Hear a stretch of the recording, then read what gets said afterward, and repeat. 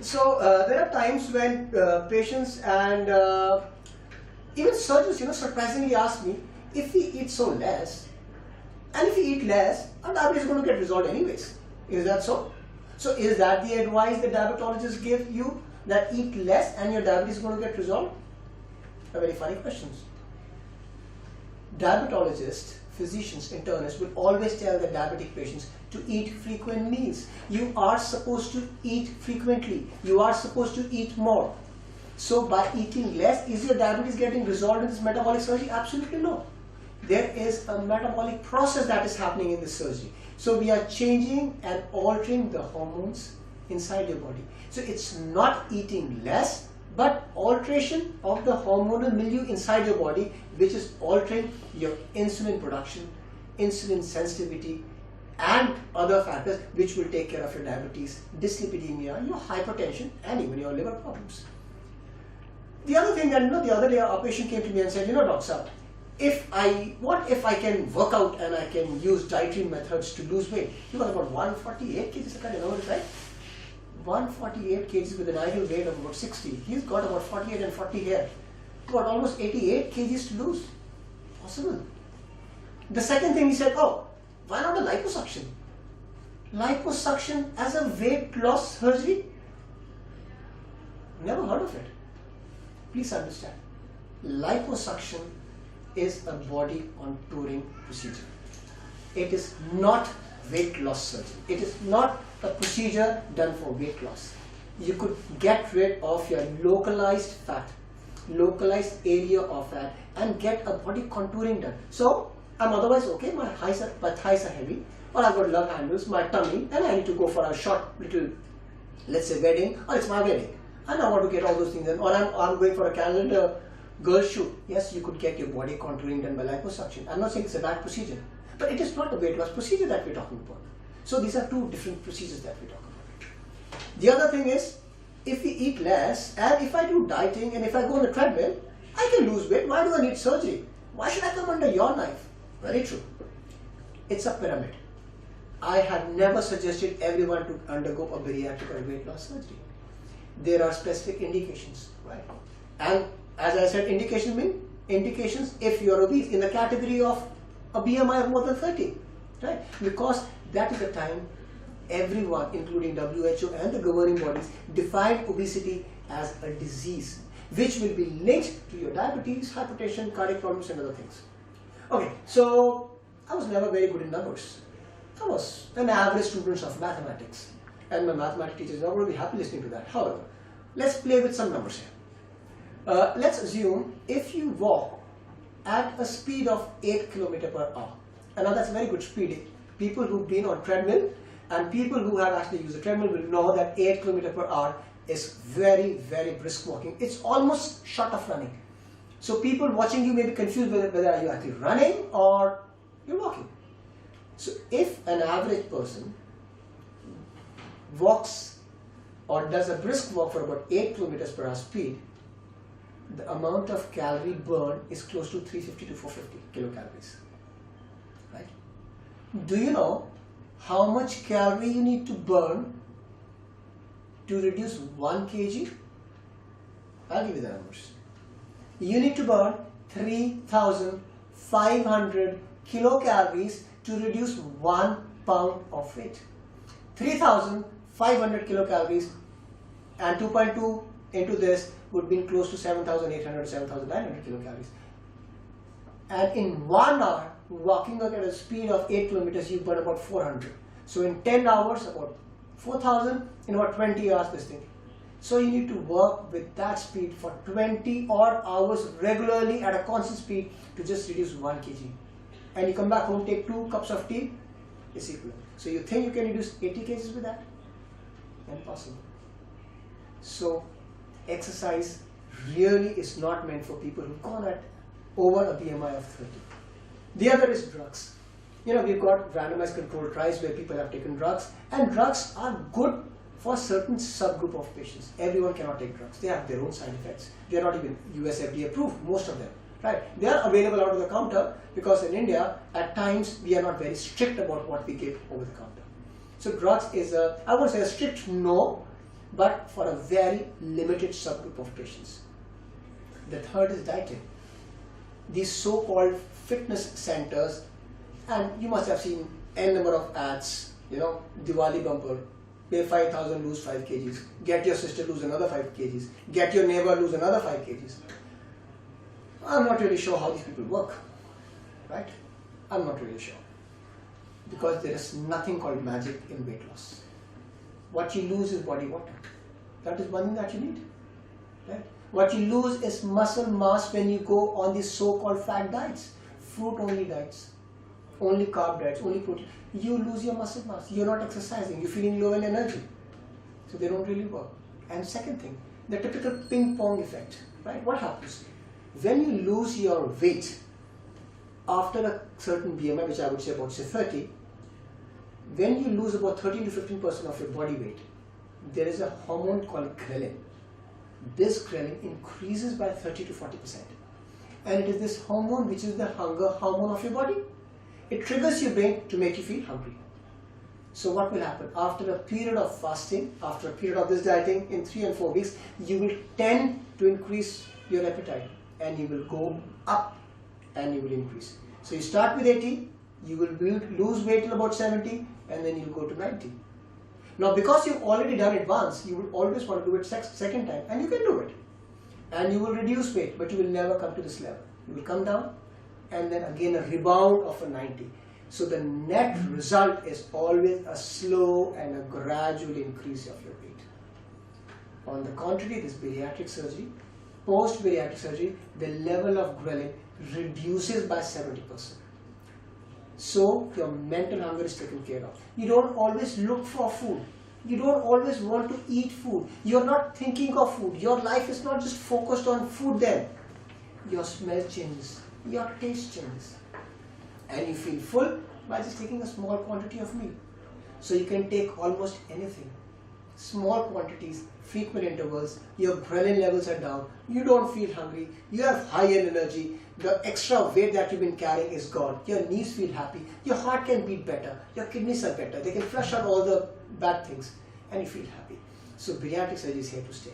It's been proven, it's clinically proven, it's been recommended by governing bodies of the world, IDF, International Diabetic Federation, a medical governing body which endorses it. American Heart Association, everyone endorses it. It is here to stay, and it is here to stay for good. If you are looking forward that you have a BMI more than 30, more than 32, you are suffering with metabolic problems, hypertension, diabetes, kidney, your heart is not feeling well, you have obstructive sleep apnea, your knees are giving way, I think bariatric surgery is the answer for you. It's the answer for you because it's proven scientifically and endorsed by all over and good people and societies of the world. So cheers, have a happy life. In today's scenario, we see a lot of health related problems in our young adults, and most of the problems are related to diet and our lifestyle. So today I want to talk about the health and diet issues which we should take care for the adults. Like for the college going students or the people who are working with MNCs or they are working in very hectic schedules, so their diet and their lifestyle are not proper. Because of that, they are receiving so many health issues and so many health problems. So basically the health related issues generate due to bad diet and bad lifestyle. Bad lifestyle, if we talk about, if you are not following a good healthy regime, if you are not giving a 30-minute time for your workout or for your exercise session, so that could lead to several kind of health problems in your day-to-day life. So I recommend that every adult should go for a 30-minute walk or a 30-minute outdoor activity of any sort. It could be swimming, it could be cycling, it could be jogging, it could be any outdoor sport like badminton or lawn tennis. So that will keep your BMR on a higher side, which will help you to burn more calories, as well as that will also help you to keep your blood circulation on a good level, to enhance your lung capacity.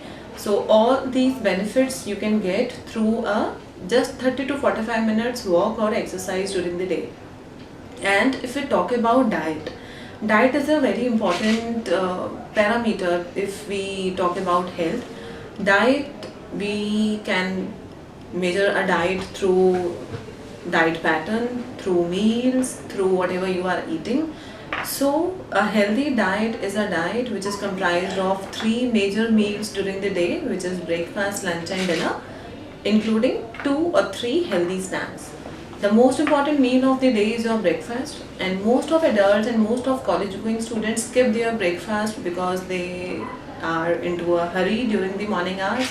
They just want to rush to their college or to their offices, so they skip their breakfast and they don't think that it is important to take the breakfast during the day. So breakfast is your most important meal, and it should be the heaviest meal during the day out of all 3 meals. So breakfast should be consisted of a good carbohydrate source, mainly your complex carbohydrate. So if you are into a rush, you can have cornflakes, you can have muesli, you can have oats, which are ready to eat breakfast cereals, and although they are healthy too. So no cooking or no longer time preparation is required to eat them. You just need to put your cornflakes or any of your breakfast cereal into a bowl of milk, which should be single toned, so should not be adding a lot of fat into your diet. And you can add some fresh fruits also into that, and that would be a healthy breakfast for you. But not only carbs should be there in your breakfast, you should have some milk source also, or some protein source also. So if you are having your breakfast cereal along with milk, that adds the protein into your breakfast. Apart from milk, you can have sprouts, 1 bowl of sprout. You can have boiled egg if you are a non-vegetarian. You can have just 25 to 50 grams of cottage cheese. So all these things doesn't require any kind of lengthy cooking, and yet they are healthy too. So can be a very good breakfast option for the young adults. And for your lunch and dinner, you should always carry your meal, because if you eat outside, you cannot control the quantity of the oil is being used, you cannot control the type of oil is being used. So if you carry your meal along with you, you can always control the type and quantity of fat, and you can plan your meals in an interesting way. And also you can add so much variety to your meal. So for a healthy breakfast, for a healthy tiffin for your lunch, you can have nicely done rolls which have stuffing like paneer or soybean.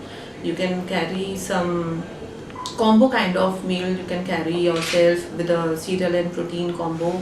You can have your chapatis with nicely done vegetables along with some protein source, like you can have tofu, you can have boiled beans, baked beans into your lunch, and same goes for your dinner too. And if you talk about healthy snacking in between your meals, you should have good amount of liquids, especially during summers these days. So you can have coconut water, you can have green tea, you can have lemon water. So all these are healthy liquids. You can have mattha also, which is buttermilk, and which is very healthy and which is easy to digest and contains a good amount of protein also. You can carry a tetra pack of you can carry with yourself buttermilk, which is you can have from Amul, you can have from Mother Dairy. You can have packed yogurts also, which are fruit yogurts, which are very healthy and tasty too. And you can also carry with yourself Tetra Pak coconut waters are available with the name of Cocogel. You can have soy milk, which is a very good source of protein and is very healthy for your muscles and for your growth. Because adults are always into so much stress. It could be your professional stress, it could be your studies stress, it could be your official things. So if you do not take good amount of protein in your diet, and basically there are many kind of nutrients in our diet if we talk about. So we have 3 major nutrients and variety of micronutrients in our diet. Major nutrients are carbs, proteins and fats. So out of your total calorie intake, your 50 to 60% intake should be through your carbohydrate sources.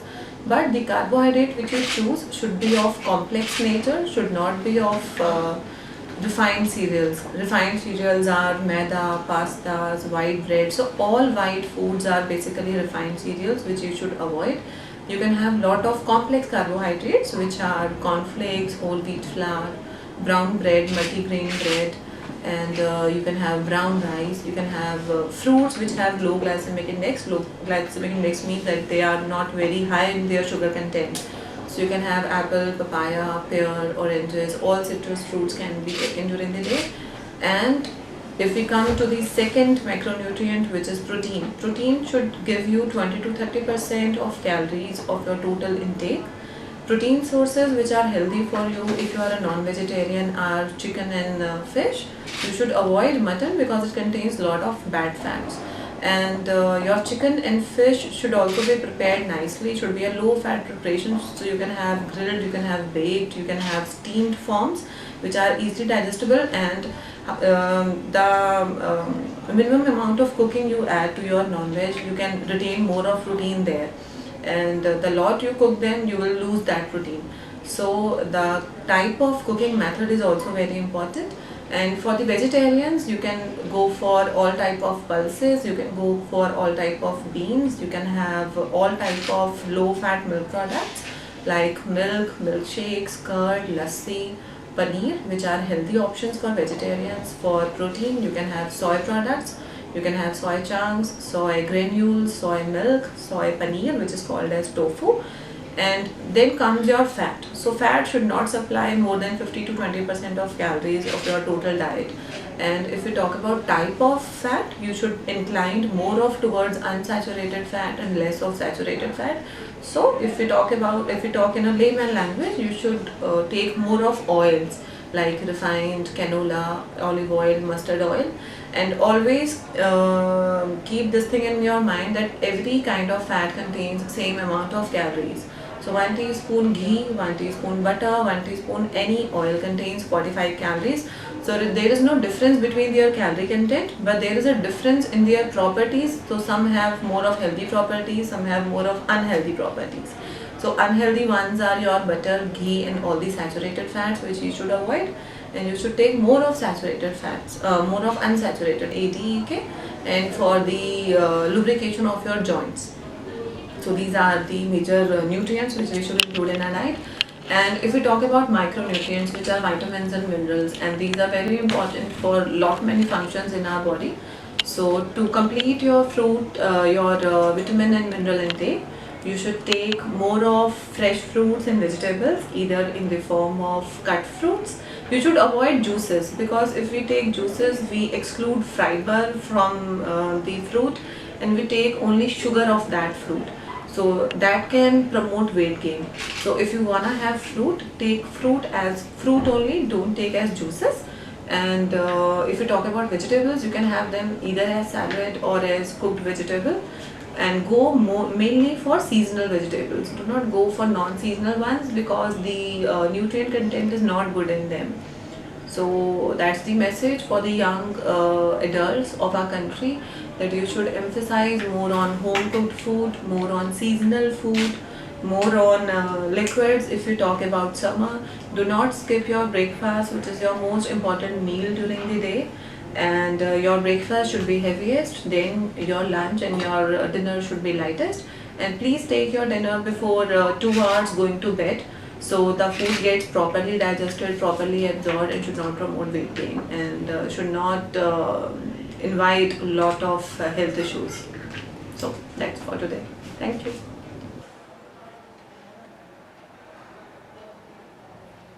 Ma'am, whenever you are ready. On है Yes, camera, ma'am. Recording on है। Camera rolling, yes, अच्छा, ma'am. तो ये सब भी record करते जा रहे हो। मैम वो तो edit कर जाएगा। देखो कितना नर्वस कर, सब ऐसे देख रहे हैं। आप इवेंट हो गए, और भी यहाँ से देखते रहोगे मेरे को बैठ। मैम आप कैमरे में देखिए, कोई प्रॉब्लम नहीं है। तू भी तो जस्ट देख रहा है ना फिर। आप इसी कैमरे में देखिए। मैं तो यहाँ देख रही हूँ। यार, तो मुझे ये डेटा बोलना है क्या बीच में? जरूरी नहीं है मैम, बस आप पढ़ लीजिए आइडिया हो उसके जाएगा मैम, ओके। क्योंकि एक्चुअल डेटा है, कोई हमने नेट से नहीं करा, खुद सर्वे